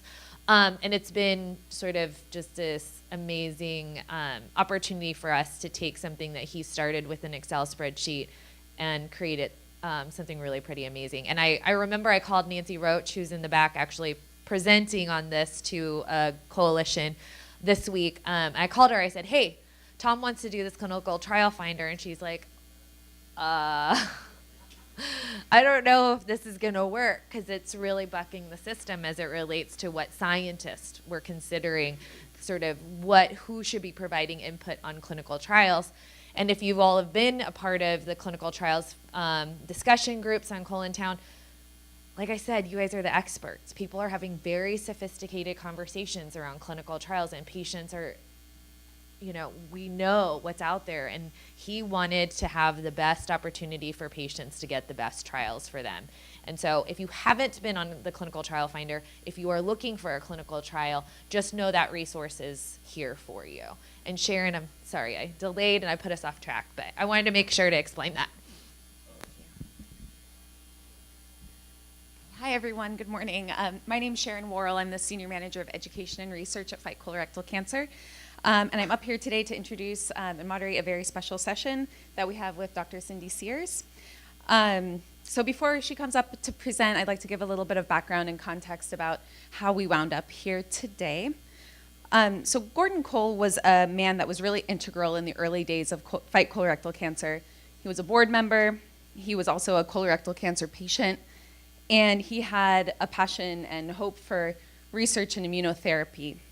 He was really ahead of his time in terms of, wanting to fund this kind of research and looking into it. And he was really, really passionate about it. When he passed away in 2015, his family left a legacy donation in his name. And Fight CRC utilized that money to convene the immunotherapy work group.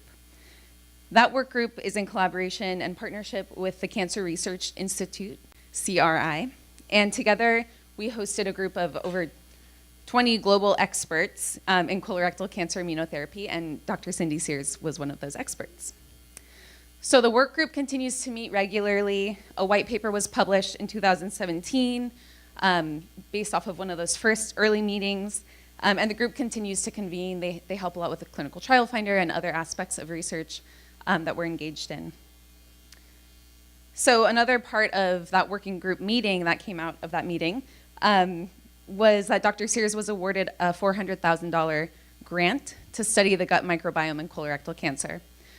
It was an awesome opportunity, and we are really excited. Dr. Sears was Fight CRC's largest research grant ever given, and we were thrilled to support her work.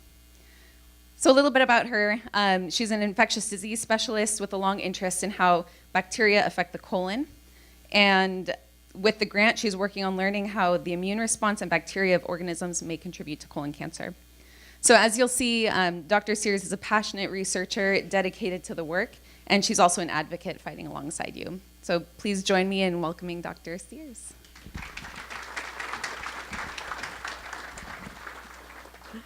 Well, first, let me thank Sharon for the amazing introduction.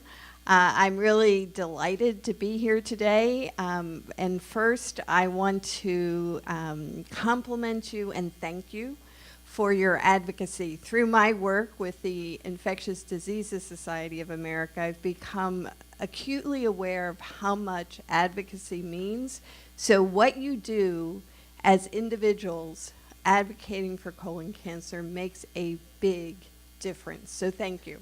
And the second thing I want to do, of course, is thank Fight CRC and the Cancer Research Institute for the entire team is amazing and invested and thinking ahead, and we're a little out of the box when we appeared, so I'm really appreciative of their willingness to think about the ideas I'm going to present to you. So what I'm going to show you today is to try to show you a newer area of research, perhaps one of the most important blooming in medicine across many subspecialties, and that is how various microbes, and so far particularly bacteria, may be contributing to disease. And we think that this is also true in the colon. So let's see if I can make this work. Okay. So first what I'm going to do is just give you a wee bit of background about this field and give you an example that I think readily illustrates the importance. And then I'm going to talk to you about the two major arms of the work going on. One is why single microbes may make a difference to colorectal cancer, and the other is why communities of microbes may make a difference to colorectal cancer. And then how do we use that information to try to push prevention forward?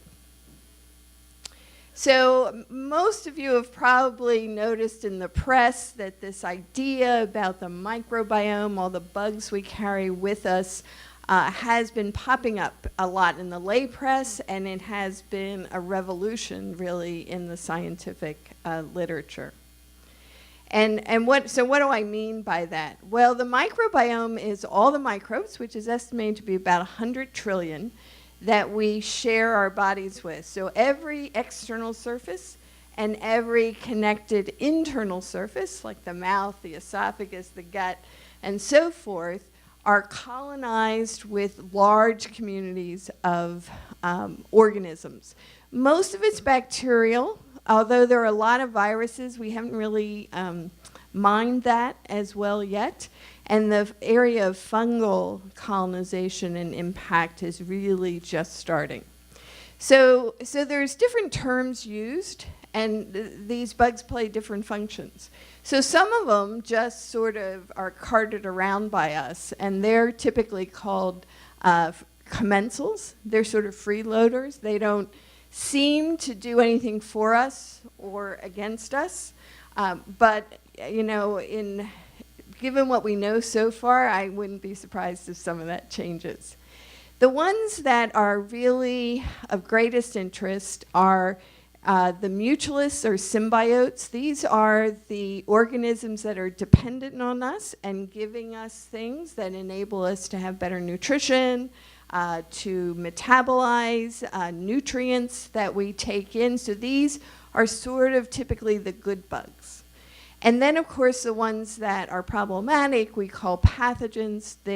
Most everyone in this room is carrying one or more along that's embedded in your complex microbiota. Now, they don't always cause trouble, but if the conditions are right, they can cause trouble. So just to give you an example that's come up, Andy mentioned BMI, or weight-related features. That's a risk factor for colorectal cancer, and how this might relate to the microbiome. So back in the 1930s, when the first germ-free mice were created, it was recognized that when they were germ-free, they eat like crazy, but they don't gain weight. If you give them stool, so you recolonize them as they normally would be, they eat less and they gain weight within a couple of weeks. It's really fast. And hence, this idea that all those bugs in our gut are actually vital to our nutrition and our health began to emerge. Now, what affects the microbiome? There are two major determinants. One is diet, and I'm going to come back to that. And the other is drugs. And of course, antibiotics is the most obvious one. But what we're learning is that there are many other drugs that actually can impact the microbiome, potentially in adverse ways that we're just beginning to understand. So with that, I'm going to turn to the topic of colorectal cancer. And I think there are two reasons, which are totally familiar to you, about why this type of work is important. First is exactly what's been being discussed, this early age onset colorectal cancer, which has now been diagnosed even in people who are teenagers, 20s, 30s, ages where we really don't expect to see colon cancer. And the other is that there is a burgeoning burden of colorectal cancer across the globe. And in Asia, it's really estimated that the number of cases are going to go sky high, possibly again due to changes in diet and other environmental exposures. And given the state of economies, not everybody on the globe is going to get a colonoscopy. So we need new tools, not only here, but everywhere, in order to fight a preventable cancer like colon cancer. So the two major areas where we're talking about bugs is one, is there the power of a single organism to change the function of all those organisms in your stool and change a disease path? And that's on the left side of the screen, and there are a set of bugs, it's relatively short at this point in time, that have been postulated to be important. And further, they may interact with each other through some work that we did recently in hereditary colon cancer. And the picture there is a mouse colon. The rest of the pictures I'm going to show you actually are all human colon. That's a mouse colon, and it illustrates the fact that if you add a single microbe to the microbiota or to the stool of these mice, you get a dramatic change in tumors in the colon of the mouse that is susceptible to colon tumor formation. So illustrating that one bug can make a difference. On the other side is the idea that there's something about a set of bugs, a community, that's important to colon cancer. And what's illustrated there is on the right is a germ-free mouse, and on the left is the colon of a mouse that was given back the microbiota or the stool, and indeed now colon tumors emerge. So it appears that communities matter, and of course the truth may, like often, lie in the middle. So I'm just going to show you a little bit more about single microbes, which I would call the power of one bacterium to change biology. And this is a relatively short list that I mentioned. And I should point out that my group in the laboratory has worked for about 20 years trying to understand enterotoxigenic Bacteroides fragilis, which started out as a cause of childhood diarrheal disease and is relatively common across the globe. And it was only because the work that we were doing led us to cancer pathways that we actually switched focus about 10 years ago. So virtually all of you in this room are carrying a Bacteroides fragilis in your colon. This is an extremely common organism in the colon of humans, and most of the time this bug causes no harm.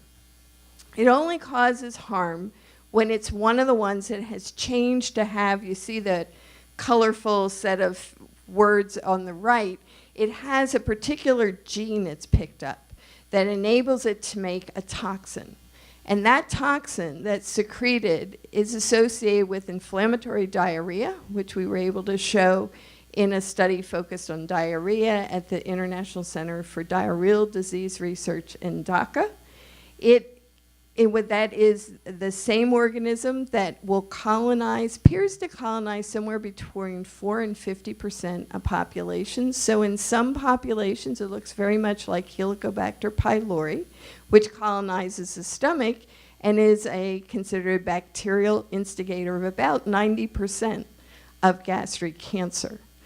And then we found it in CRC, where it appears to be common in individuals who have colon cancer. But what we lack is the information to know when did they get it, was it there before the colon cancer started, things that we would need to understand to say it's causal in colon cancer. So now I'm just going to switch to communities of microbes, and here I'm going to talk about biofilms. So biofilms, all those pretty colors are what are biofilms. And what they are is very dense communities of bacteria that are sort of knit together by things they secrete and things that the host secretes. And these are increasingly being recognized as causes of disease at multiple sites in the body. So this is the most common form of colon cancer, as you know, sporadic colon cancer. And now that pink on the left there is these masses of bacteria, which we've identified that occur in about half of tumors. And we have identified that they in fact change what happens in the normal tissue, pushing it towards cancer pathways. So there you see a tumor, and below it you see the normal tissue from the same patient having these dense clusters of bacteria that have invaded the protective mucus that's normally on the colon. And then on the right there is a cancer that doesn't have that. Now when we look a little more carefully, these are made up of many different kinds of bacteria, and that's what all those colors are. And once we stain in that way, we also understand that these bugs get into the tumors, which is another reason to think that the biology of the tumor is changed by the presence of these microbes. And all the different colors there represent the fact that these seem to come in different flavors. And the most common is on the left, where we see a polymicrobial picture. But then there are particular organisms in the other colors, Fusobacterium and what we call gram-negative rods or proteobacteria, that show up in smaller percentages of the tumors. Now I'm just going to switch to hereditary colon cancer, and the work that we've done has been in familial adenomatous polyposis, individuals who are born with heterozygous for the APC gene. And these are individuals, as you again well know, are pretty much destined to get colon cancer relatively early in life and have to be followed very carefully. And we did similar work with a small number of patients that we're now expanding, looking for these biofilms. And basically, so far, I've found that every single patient with FAP that we've looked at has a biofilm. But they're different than sporadic colon cancer. And what you see there is a lot of red and a little green.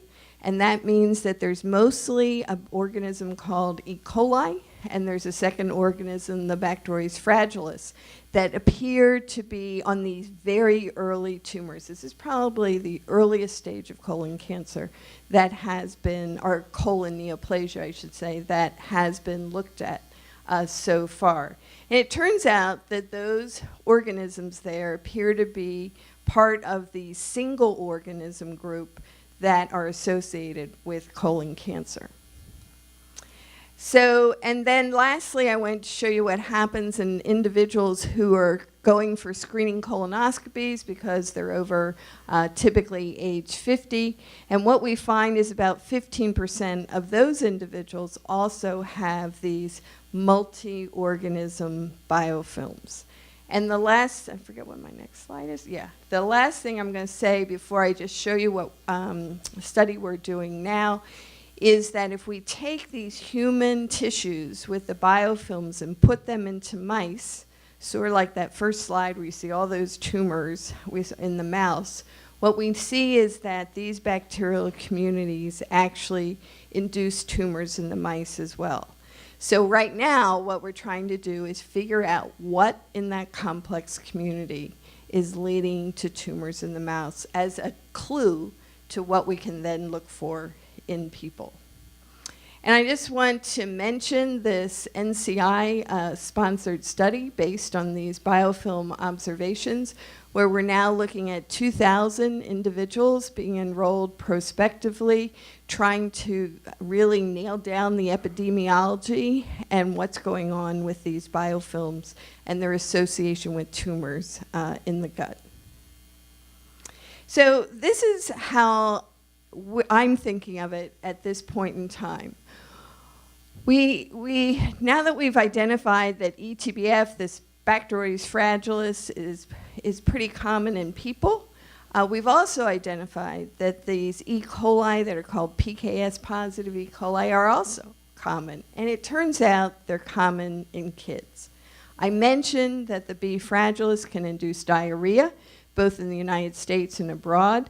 The PKS positive E. coli, we don't know where it comes from. It doesn't cause any symptoms that we can identify. But kids pick these bugs up and commonly have them in their stool. So we wonder if, just as it was on Andy's slide, diet changes, environmental exposures, antibiotics, has something led to a shift that in fact is contributing to the early onset colon cancer. When we look a little bit later, and this is very little data so far, we find that both teenagers and young adults will continue to carry these bugs. And all the factors I've listed there, antibiotics, diet, obesity, smoking, diabetes, all colon cancer risk factors, all change the microbiome, making us consider, just as on Andy's side, that these are features that are contributing to what we're seeing now in this change in epidemiology in colon cancer. And then we would suggest that there are particular microbes that might get that might be contributing to the early initiation of tumors, and then the biofilms may pile on and in fact continue some of the biology. So what can we do? Well, we hope that once we figure out what are the key bugs we should be looking for, that we in fact can take that back to patients and be able to identify those bugs and then look at the relationship between carrying those bugs and getting the disease. We're also testing the idea that immune responses to those bugs may be another way to get a clue of what's important. And then if we do identify which bugs to look for, what can we do about it? Well, can we bump them out with probiotics? It's been a really tough year in the probiotic world, but I wouldn't completely take that off the table. Can we push them out with a fecal microbiota transfer? Can we vaccinate against them? Can we use bacteriophages to sort of selectively knock them off in the colon? And is there other potential ways to genetically manipulate the microbiota? And none of this is prime time yet. This is all research, but we're hoping by the work we're doing that's funded in part by the Fight CRC and the Cancer Research Institute that we'll make progress. And I do want to give a call out. I don't do this myself. I too am part of a team, and the team is wonderful, and we're supported by a series of people that enable this work to be done. And lastly, I want to give a call out to the patients in our colonoscopy study, all the doctors that are supporting it, and the research team. So thank you very much.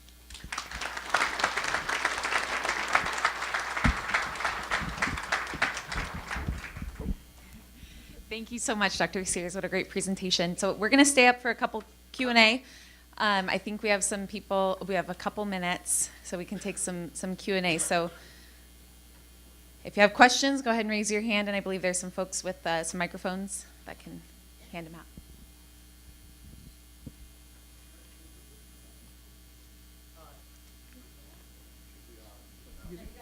Supposed to give me the microphone turned on, Eric. So just out of curiosity, based off of what you're saying, are there questions being posed about, well, A, it's a two-part question. Are there mice or humans who have these bacteria or these combination of bacteria that do not develop colorectal cancer? And are we asking questions about, okay, what's going on with those mice or those humans that's different from the ones that do? No, you're absolutely right. I mean, just like with Helicobacter pylori, half the world is thought to carry that organism in their stomachs, but only a small percent go on to cancer. So the trick is, in all of this, is to see if first we can find an association with these organisms, and then what else about the individual may be contributing to the colon cancer. And it could be things like their diet. We certainly know diet has an impact in colon cancer. It could be their immune system. It could be their weight. It could be other features. So can we come up with a model whereby we can say, if you're the person carrying certain bugs, you're the person we need to pay more attention to and do a more screening earlier in life.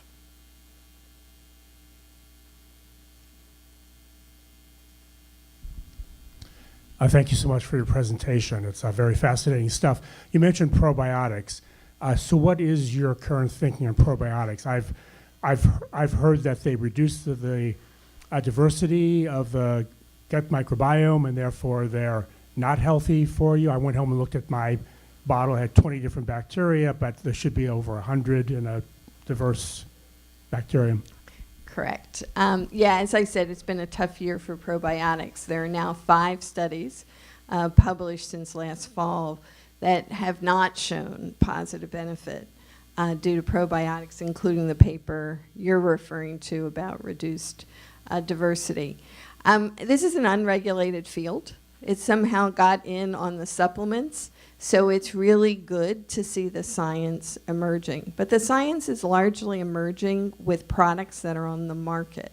And what hasn't been addressed is whether or not we can create better probiotics that in fact might have benefit. So it's a very confusing literature. And I say eat some yogurt when asked.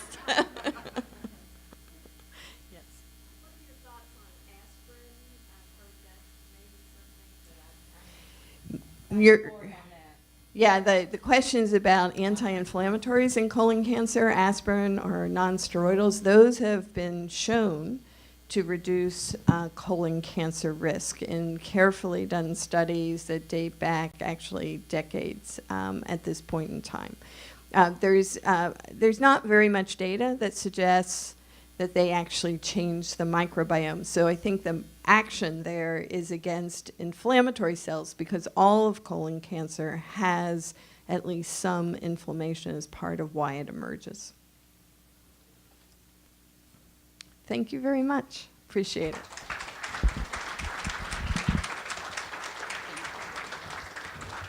Thank you so much, Dr. Sears. So to everyone watching on the live stream, thank you so much for tuning in. We will be closing out the live stream now, and be back on live stream tomorrow at 9 a.m. Eastern. So to all you out there in the virtual world, see you then.